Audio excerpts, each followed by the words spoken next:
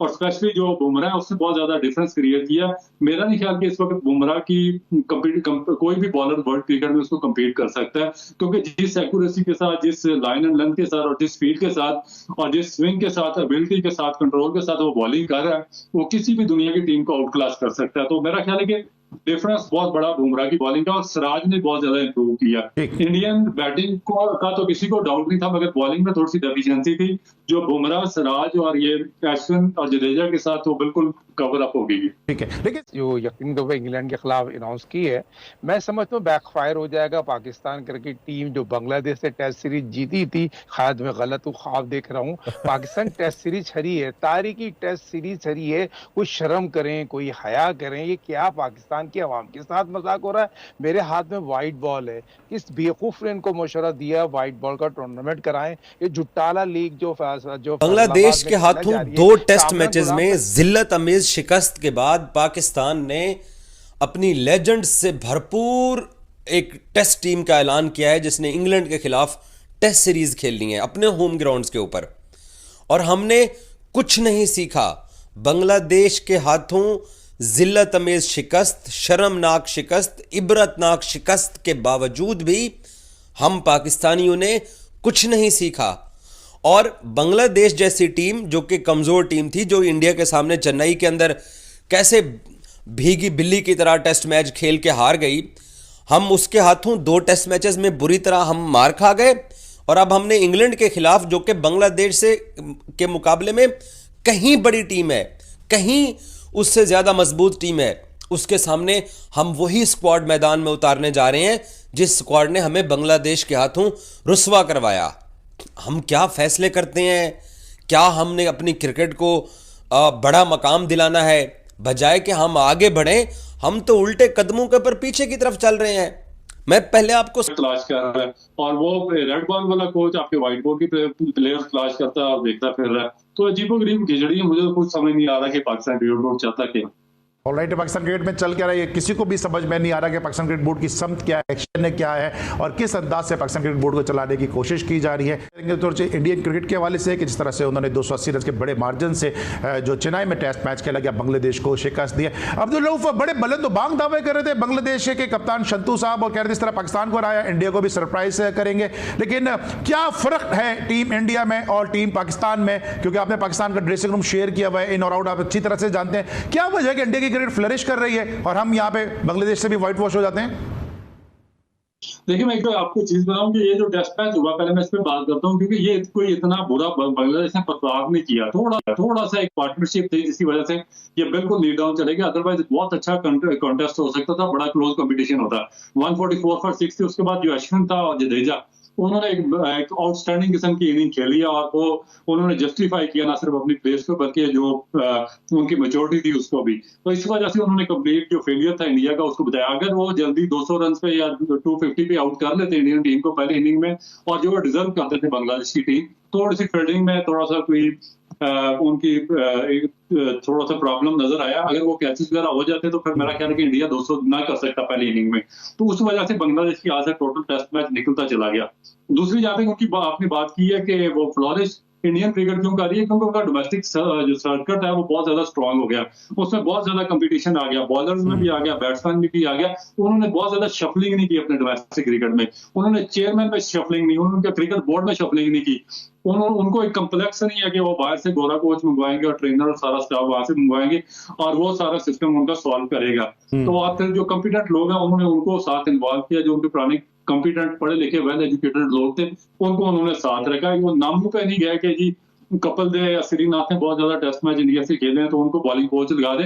उन्होंने एक ऐसे बंदे को बॉलिंग कोच लगाया जो बहुत हाईली कैपेबल था, हाईली एजुकेटेड था, और उसको बहुत ज्यादा सेंस थी क्रिकेट की। तो वो उसने बड़े अच्छे तरीके से उनके बॉलर्स को ग्रूम किया, और स्पेशली जो बुमराह है उसने बहुत ज्यादा डिफरेंस क्रिएट किया। मेरा नहीं ख्याल कि इस वक्त बुमराह की कोई भी बॉलर वर्ल्ड क्रिकेट में उसको कम्पीट कर सकता है, क्योंकि जिस एक्यूरेसी के साथ, जिस लाइन एंड लेंथ के साथ और जिस स्पीड के साथ और जिस स्विंग के साथ, एबिलिटी के साथ, कंट्रोल के साथ वो बॉलिंग कर रहा है, वो किसी भी दुनिया की टीम को आउट क्लास कर सकता है। तो मेरा ख्याल है कि डिफरेंस बहुत बड़ा बुमराह की बॉलिंग का, और सिराज ने बहुत ज्यादा इंप्रूव किया। इंडियन बैटिंग का तो किसी को डाउट नहीं था, मगर बॉलिंग में थोड़ी सी डेफिशिएंसी थी जो बुमराह, सिराज और ये अश्विन और जडेजा के साथ वो बिल्कुल कवर अप हो गई। ठीक है, लेकिन साथ साथ आपको क्या वजह नजर आ रही है कि विराट कोहली की वो फॉर्म नजर नहीं आ रही, वो कंसिस्टेंसी नजर नहीं आ रही जिसकी वजह से वो मशहूर है और इस टेस्ट मैच में भी वो ज्यादा अच्छा परफॉर्म नहीं कर सके?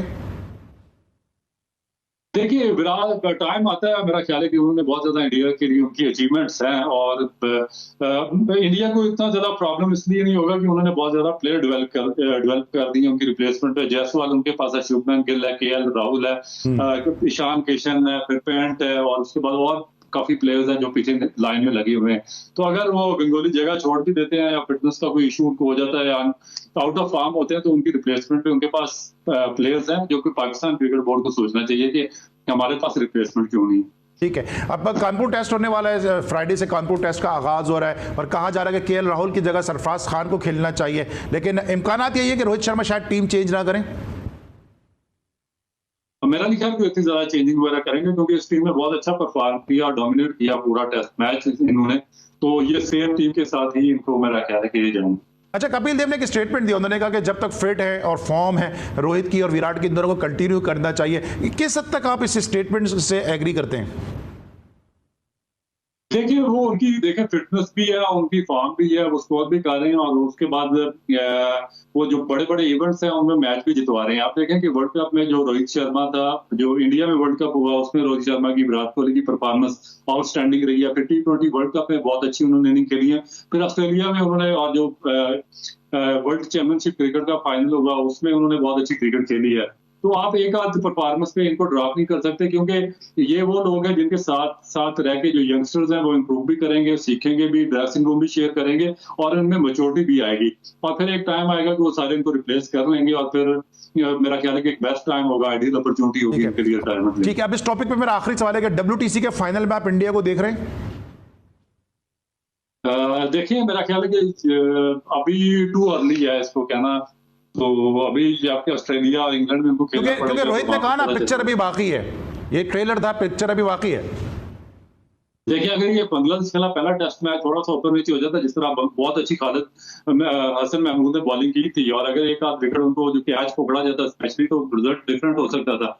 अब्दुल रऊफ ने, जब टेस्ट मैच चल रहा था पाकिस्तान और बांग्लादेश की टीमों के दरमियान और खुर्रम शहजाद उस वक्त बॉलिंग कर रहे थे, अब्दुल रऊफ ने उस वक्त एक ट्वीट किया था। उस ट्वीट की आप डेट देखिएगा, उस ट्वीट का आप टाइम देखिएगा, या आप देख सकते हैं कि अब्दुल रऊफ कहते हैं, I can be wrong but according to my opinion Khurram Shahzad is again suffering from intercostal injury, medical and coaching panel need to talk to him, otherwise he will not be able to bowling in second inning.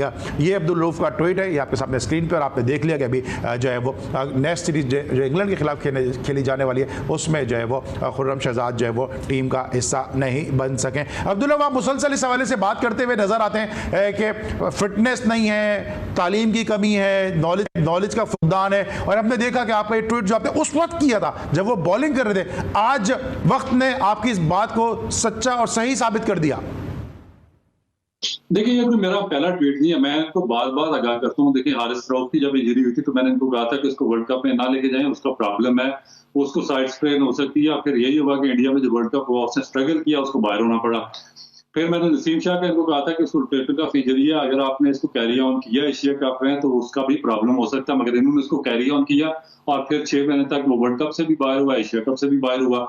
फिर मैंने इनको अभी इसका भी बताया, ये जो है खुर्रम शहजाद का, कि बुमराह की बॉलिंग के बारे में जो बात यहाँ पर हो रही है वो तो बहुत ही तारीफ कर रहे हैं पाकिस्तानी मीडिया, और यहाँ पर पाकिस्तान की खुद की टीम की यहाँ पर बुराई कर रहे हैं। और यहाँ पर और एक बात, यहाँ पर बाबर आजम को फिर से ODI का कैप्टन बना दिया गया है, जो यहाँ पर इस बारे में भी पाकिस्तानी मीडिया बोल रहा है, जो आपने सुन ही लिया होगा। तो आप क्या कहना चाहते हैं पाकिस्तान टीम और बाबर आजम के बारे में, ज़रूर कमेंट करके बताएं, और ऐसे मज़ेदार वीडियो के लिए इस चैनल को सब्सक्राइब भी करिएगा और इस वीडियो को लाइक और शेयर भी ज़रूर कर दीजिएगा।